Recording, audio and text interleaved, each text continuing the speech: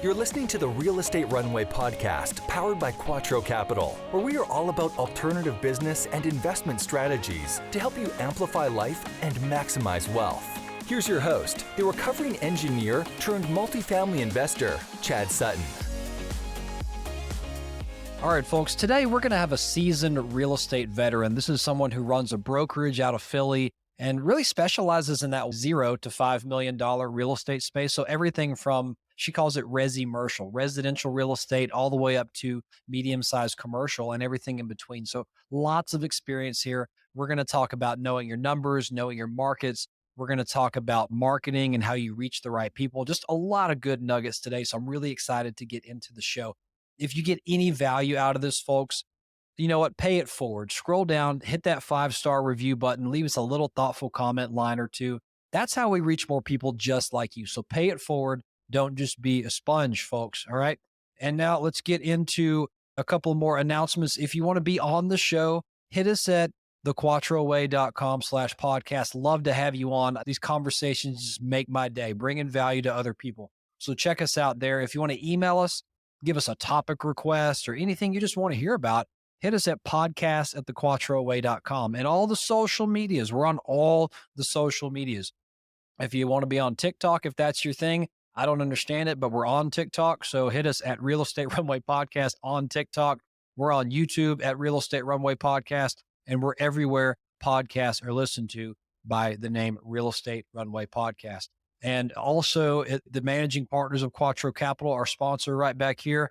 I'm one of the managing partners. We're all on social. So hit us at Team Quattro Capital, one word, no special characters, or just visit us at thequattroway.com and you can click to any one of the individuals' personal pages and follow there. Now, without further ado, let's get right into the episode and bring some value. See you there. All right. Real Estate Runway family, welcome to another episode of the Real Estate Runway podcast. I'm your host, Chad Sutton, and we're powered by Quattro Capital here behind me. I'm joined today by Maria Quattrone, founder and CEO of Maria Quattrone and Associates of RE/MAX at Home and Motto Mortgage Expert Solutions. Maria, welcome to the show. Great to have you on. Thank you for overcoming all the technical difficulties that we had together with me. Great to have you here. How's it going today? Great to see you, Chad. Thank you so much for the opportunity to speak with you today. Absolutely. It's so great to have you here finally. And so to get the episode started a little bit, tell me a little bit about who Maria is. How did you get into the business you're in? What is your business doing? And what prompted you to go that direction in your life? Let's hear a little bit about you before we get into the meat of today's episode. So I started my career right out of college in radio advertising sales. I spent 11 years selling air, which anybody who knows what that's, it is treacherous because there's nothing that you can see, touch, or feel. And it's for 60 seconds and then it's poof and it's over. So I worked with a lot of entrepreneurs, business owners, universities, regional and local businesses here in Philadelphia, help them grow their business by utilizing radio as an outlet for their advertising. So that was pretty crazy. And after 11 years of being very successful in that field, I was ready to do something else. I wanted an opportunity to be really the sky is the limit. And so real estate came to me from a friend of mine. He said he thought I would be great at it. And I was not really sure at first. And I did a little bit of investigating or a lot of investigating. And I decided to forge ahead. And within the next month, I scheduled for my training and tests. And within 3 months, I was licensed and I already had sold a property. And that was in 2004. Wow. So you got into it in 2004, and I guess that would venture to say you're still in business. So you survived the 2008 crash downturn and maybe are about to survive whatever we're in now. So that's a pretty fantastic track record. I'm going to go off script for a second because anytime I hear that, I love to go there. Any lessons you can bring the world of how to survive a massive economic downturn in this business, having survived it at that time? So we didn't just survive, but we thrived during that time. I think that one of the reasons is that I'm a skilled sales professional and I learned to be an expert in real estate, and clients needed a solution. They needed somebody to guide them through everything that was happening at that time. And where I saw a lot of my colleagues leaving the industry, we in fact grew our business significantly. It was definitely difficult, hard, a lot of hard work, a lot of late hours. But one thing that I did is it was like first in, first out. I was the first one in, or first one in, last one out. I said that. But it was mindset, keeping your mind strong. I shut off the news. I still don't watch the news to today, even in this day and time. A lot of the news I can get from social when I'm on there, or people will just tell you. So anything that really important happens, so be somebody who will be talking about it at the water cooler, so to speak. But that was a big thing, and really focusing on building skills, knowing the questions to ask clients, understanding how real estate gets sold, understanding what a good deal is for an investor. I also started my career when after '04, '05, I was working still in my other business. And then '06, I found out about expired listings. So I started to focus on that niche of working with expired listings. And because I had so many of them listings, I started to attract investors. And a lot of the areas in Philadelphia at the time were starting to gentrify, and people were buying investment property all over the outskirts of Center City. And I was able then to start to develop relationships with investors, developers, builders, and people like that. So that's part of the niche marketing. Yeah, fantastic. And before we get into the topic of niche marketing and how that can really amplify your results, your business is doing a lot of things. I think the listeners will fully appreciate that just looking at the bio below. So you guys are in lending, you're in investment properties. So what all does your company have its fingers in related to the real estate industry? Yeah, we work with regular first time buyers, empty nesters, people who are buying their first investment property, to builders who are building 130 unit buildings. So it is a very vast experience that we have. We have many seasoned professionals in our company, one of which was a developer and worked in commercial real estate. So we're able to really fine tune what we do for clients because of our experience. It's unusual that a residential real estate company is residential and commercial. That's why I call Right. it resi-mercial. And we bridge the gap between the larger commercial firms that don't really want to handle the $2 and $3 million deals. Quite frankly, they're too small for them. And that's our sweet spot on the commercial side, up to around 5 million or so. And then we've worked with clients, believe it or not, our smallest sale, I think, was like $20,000 to 5 million plus. We definitely are a different animal, and it's a lot different over here for sure. I love your term, the resi-mercial space, because I've never heard that before, but it makes sense. And there really is, folks who've listened to the show for a while, you've heard me talk about single family real estate. You've heard me talk about $40 million buildings that I've acquired. And so there's a huge gap there. And I think what she's talking about, there really are not that many players who specialize in everything from, let's just call it 0 to 5 million, because there's a lot of different colors of transactions in that space. And the lending is even more challenging. And I have some theories on why, but having a professional who really understands pretty much all there is to offer in that space is pretty unique and rare. So I'm excited to have you on the show today. And so let's get into the first prong of our episode. And thank you for giving me that background, because that really helps me with some questions I can ask here. But as effectively a unique and boutique brokerage firm, first and foremost, the importance of targeted marketing is very paramount in your success or growth in your company.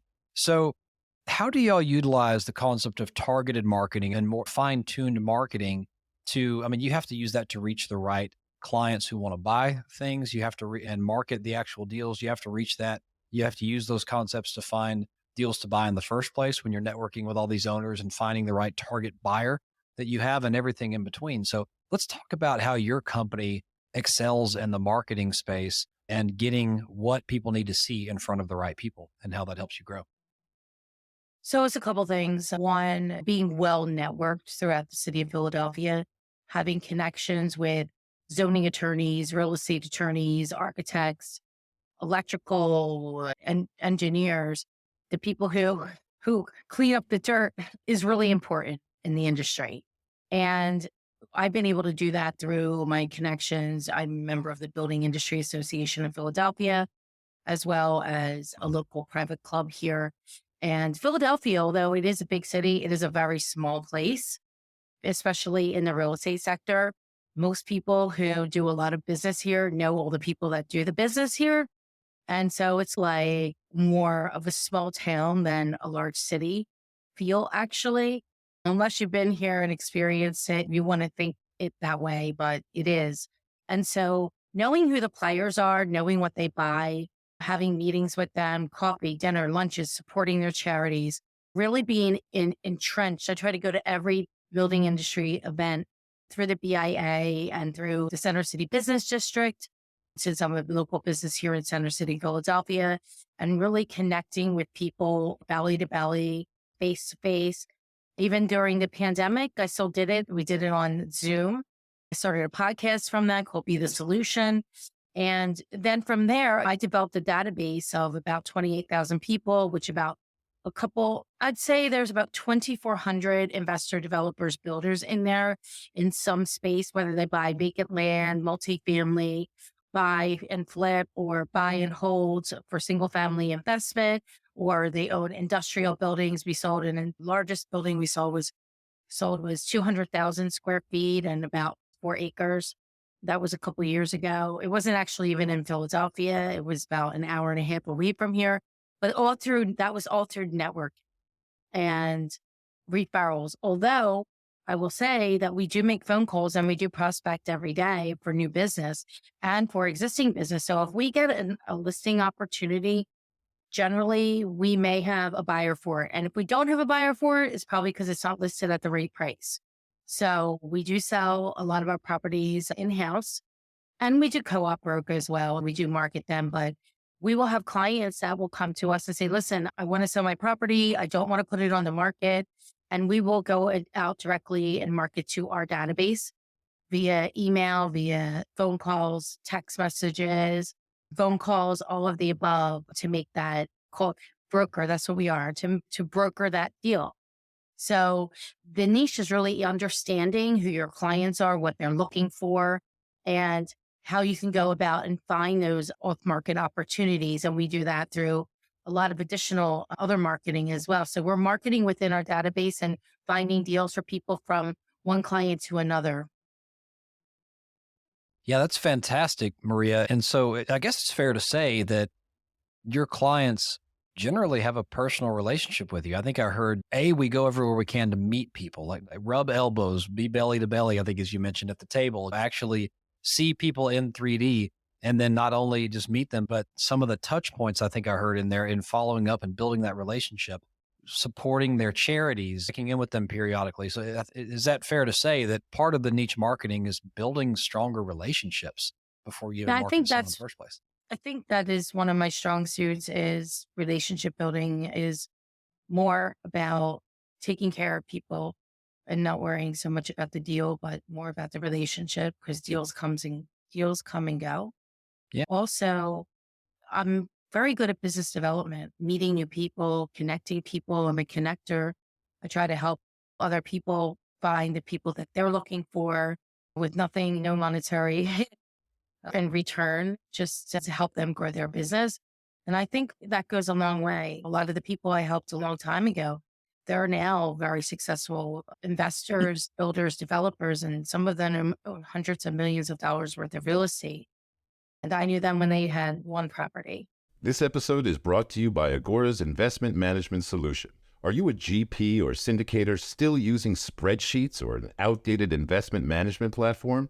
Advance to Agora, the next step in investment management evolution. Agora's customers raise capital 40% faster and reduce operational expenses by 25%. With Agora, you can collect commitments faster, raise more capital by creating beautifully designed data rooms, public brochures, and automated subscription flows. Manage all your investor relationships efficiently with the most advanced investor CRM on the market. Delight your investors with a beautifully designed investor portal, which is fully customized to fit your brand and integrates seamlessly into your website. Distribute payments in a click directly from the platform and automatically generate and send all the reports and statements your investors need. Agora is suited for all types and all sizes of GPs or syndicators, starting with an affordable $5.99 a month subscription plan. Click the link in the description to book a live demo and learn what Agora can do for your business. Agora, better investment management. Well, that's pretty incredible. And so let's go to that for a second, because folks, and we do have a lot of listeners in the Northeast, specifically Philadelphia and surrounding areas. So folks, if you're in that area, pay attention, because this may be a team you need to network with and perhaps partner with if you are looking to do $0 to $5 million deals, which a lot of you are. So let's talk to them. And if you're not in that area, you're still going to get some gold out of this, because these are nuggets. So Maria, what do you have to say to the aspiring real estate investor who may, that 0 to 5 million space, there's a lot of different property types, sizes, niches that you can get into. Do you find that the people you've seen grow and survive and do very well, the ones you saw start from nothing and go to pretty well endowed owner, did they seem to have better success in a certain sector, or was it more how they carried themselves and the actions they took along the way? You've seen some of these growth stories, so love to hear it. I think it's both. I've seen people, for example, they may have worked for a larger developer at the time, and then they learned the ropes from that organization, and then they partnered up with somebody else and then opened up their own company and their own develop, whether they're builders or developers, some of them are builders and developers. Or maybe they're an investor and they have a full-time job, but they want to be just an investor. I say, you should get on in an arena where you can be boots on the ground. So in this case, say you wanted to be an investor who is buying, selling, flipping real estate, or buying and hold. Boots on the ground could be working for another investment company. It could be working in a real estate company, getting your real estate license. I so often hear people want to own portfolios. The best way to do that is to learn the real estate. You could be boots on the ground as a real estate agent, as a realtor, learning the value, learning the market, learning what buyers, especially if you're flipping, what buyers want. You don't know what buyers want. You're not the closest people to what buyers want outside of the buyer is the real estate agent, because they're touring them properties. They hear what they like. They hear what they don't like. By the time that trickles down to the investor, there's a long leeway. I talk about it like say you're in a war and there's the boots on the ground, people fighting the war, right? We back home don't know really what goes on for a while later. It's the same in real estate. Like, I could tell you the trends that are happening today because I can see it because I'm right next to it, where the public won't know about it for a year or 2 years later by the time it gets to them. Just like it happened in 2008. I saw at the end of 2006 that we were going into a disaster because I was watching the inventory climb every single day. It was only in the market a couple of years, but I'm very diligent about my work and this on top of the numbers. I understand market absorption rates. I understand the market statistics. I understand how about shadow inventory. People don't even know what shadow inventory is. You have to be able to understand these to forecast what is going to happen in the future. And so at the end of 2006, I kept saying every day, this is a nightmare. We're going from 6 months to 9 months to 16 months of inventory. Come 2008, in some areas in Center City, the higher end specifically, we had 10 plus years of inventory. So there was no way for that to absorb. That got taken, those assets back, a couple of them to the bank, large condo buildings.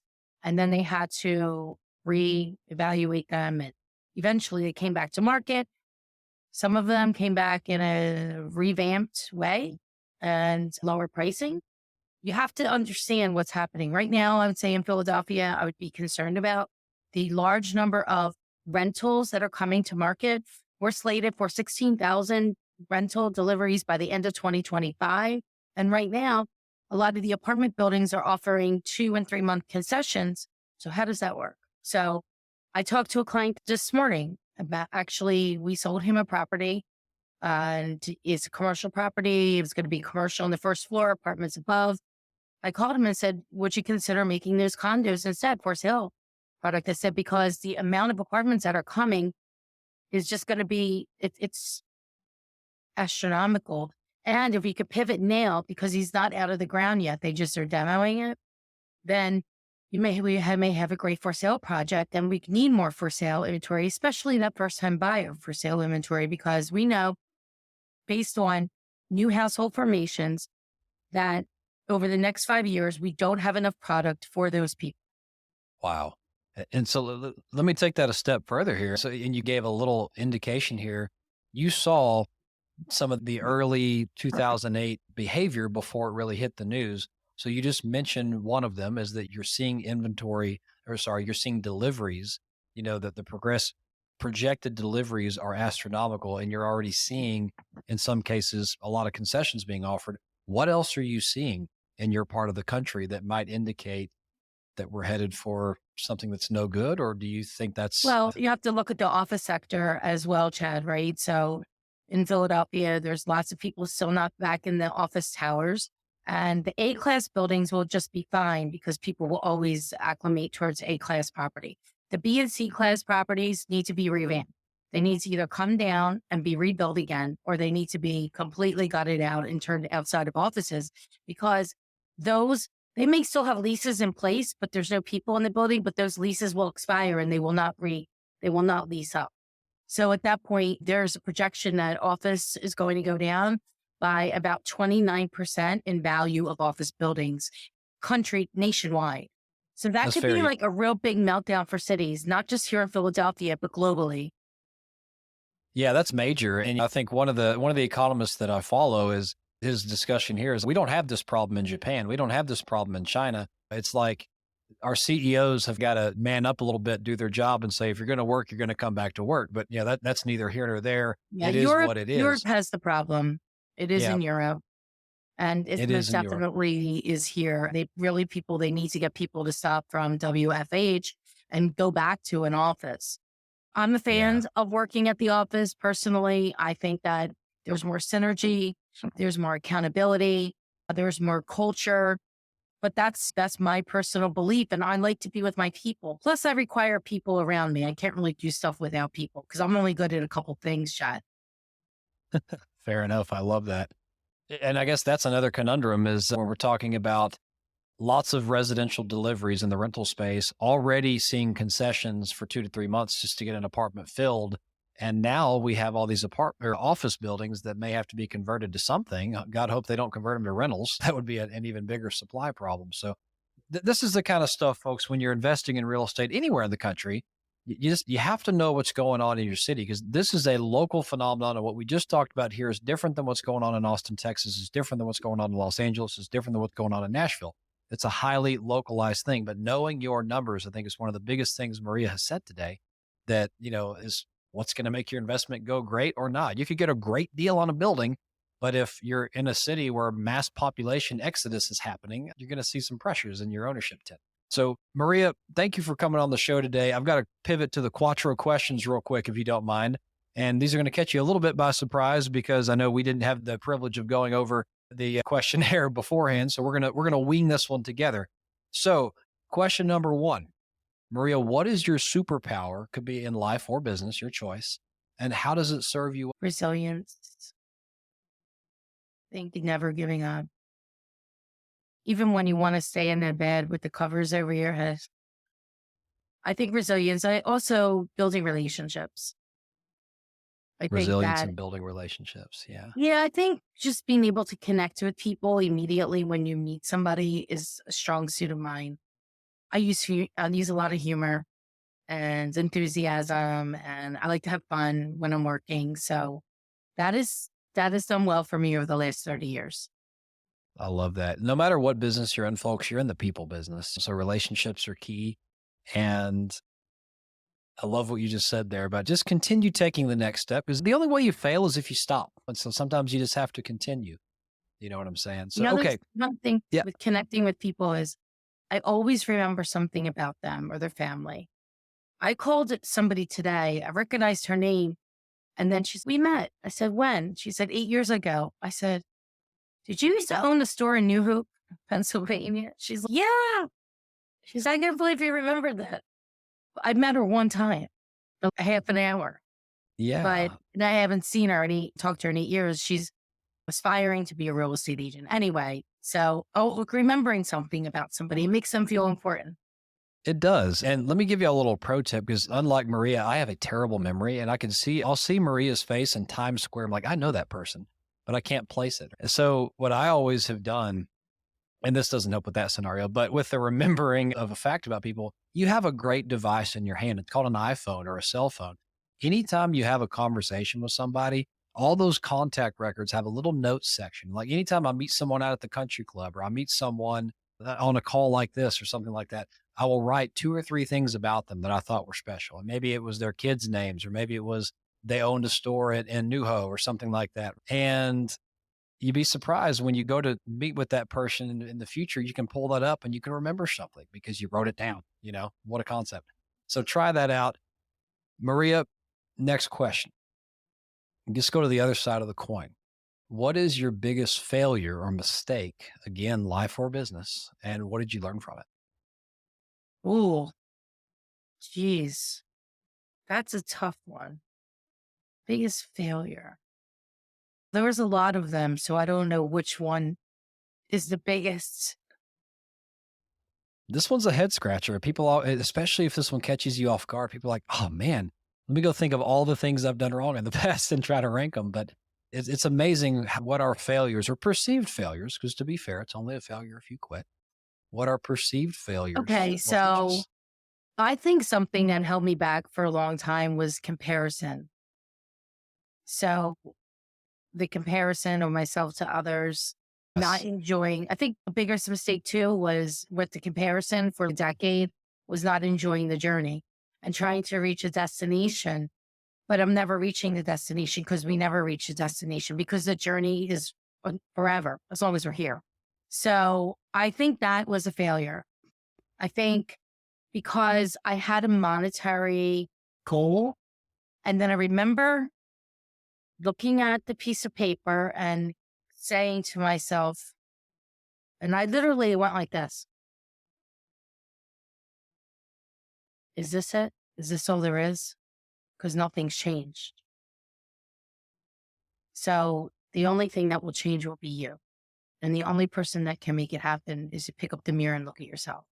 And that was well over a decade ago. And that's what I did. That is super powerful. And you're right. It's about the journey. There's no destination. As soon as you reach that destination you're planning for, I hope you have another goal planned because you're going to be wildly disappointed, whatever it is. If, wow, this is it.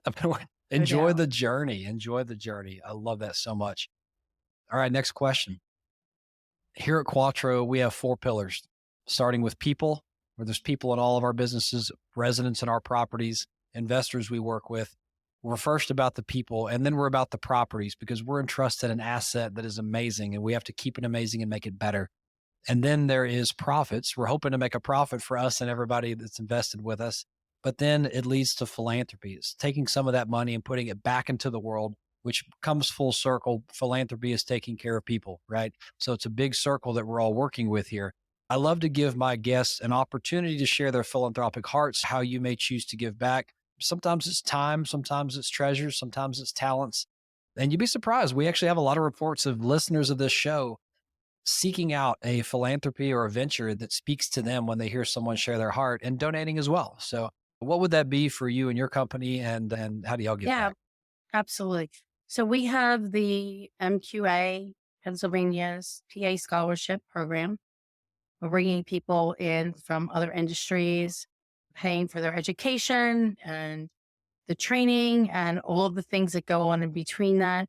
So we launched that last year. We're in the process right now of launching an apprenticeship program, which will be for, you have to apply, you have to have a real estate license, 2 years or less, and be willing to commit to the program. It's 1 year. It's an in-office program where you learn and earn. And so we're just literally getting to launch it. It's going to launch in July. So that is another philanthropic thing that we're doing. And we're really excited about that. In fact, one of the agents in my company, I had asked him, if I gave you the keys to the castle, what would you do? And then he told me why he would do this apprenticeship program. So I got the idea from him. I actually thought about doing it years ago and then I forgot about it and he brought it to my attention and why he thought it would be great. And so here we go.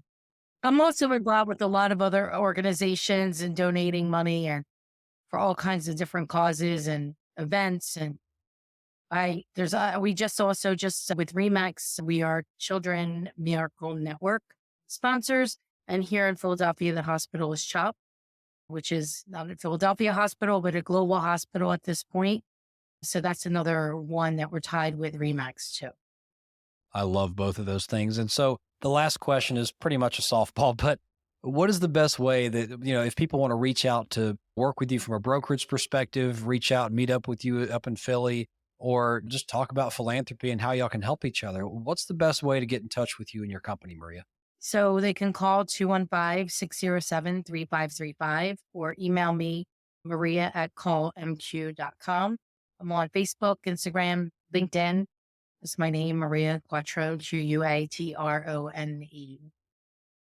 I love that, folks. And all of those links will be right down in the show notes. So whether you're watching us on YouTube, you just saw this on the new TikTok. We actually have a TikTok now for the show. That's a new thing for me. So for your swiping pleasure, or if you're listening to this on the podcast channels, just scroll right down. All of that will be there for your clicking pleasure. Reach out. Maria, thank you for coming on the show. This has been a fantastic treat to talk to a seasoned industry veteran and just hearing someone who specializes in the 1 to 5 million space. This is a unique opportunity. So folks, if that is you, I encourage you to reach out, see how y'all can help each other. And until next time, thanks for coming on, Maria. Appreciate it. Want to generate higher return and drive alpha for your commercial real estate firm? Now you can with Lobby CRE by 30 Capital. Lobby CRE is an asset management platform designed to manage and optimize cash flow for faster returns and more visibility into performance. Shift your strategy with the market, not because of it.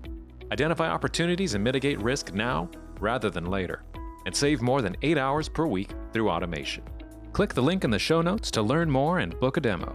Well, thank you to Maria Quattrone for coming on today. Lots of nuggets dropped from an industry vet who has both started before the real estate crash of 2008, survived and thrived through it, and is now still in business today, doing and being awesome with what she does. So if you got any value out of that show, please leave us that 5-star review and thoughtful comment. Pay it forward so we can get this episode to someone like you who would appreciate hearing it. If you want to follow us on social media, hit all the partners at thequattroway.com or just hit us at Team Quattro Capital, one word, no special characters, on all the major socials, and you'll see us there. Also, we're now on TikTok. If you prefer to get your podcast bites on TikTok, you can check us out at Real Estate Runway Podcast on TikTok and actually YouTube as well. So we're all the places for your viewing pleasure. Until next time, folks, this has been another episode of the Real Estate Runway Podcast. Over and out. We hope this episode was insightful and brought value to your day. If so, please be awesome and leave us a 5-star review. Find out how Team Quattro can help you at thequattroway.com. Until next time, this is the Real Estate Runway Podcast.